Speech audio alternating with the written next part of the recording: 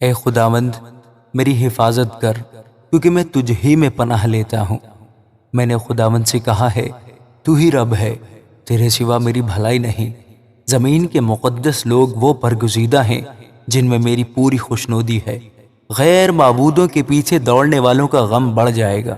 میں ان کے سے خون والے تپاون نہیں تپاؤں گا اور اپنے ہونٹوں سے ان کے نام نہیں لوں گا۔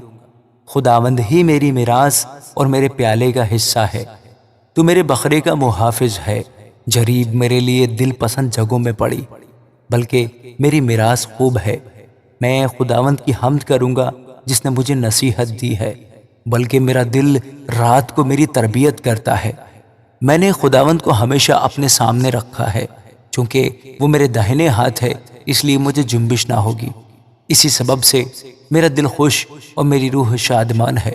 میرا جسم بھی امن و امان میں رہے گا، کیونکہ تو نہ میری جان کو پاتال میں رہنے دے گا، نہ اپنے مقدس کو سڑنے دے گا۔ تو مجھے زندگی کی راہ دکھائے گا۔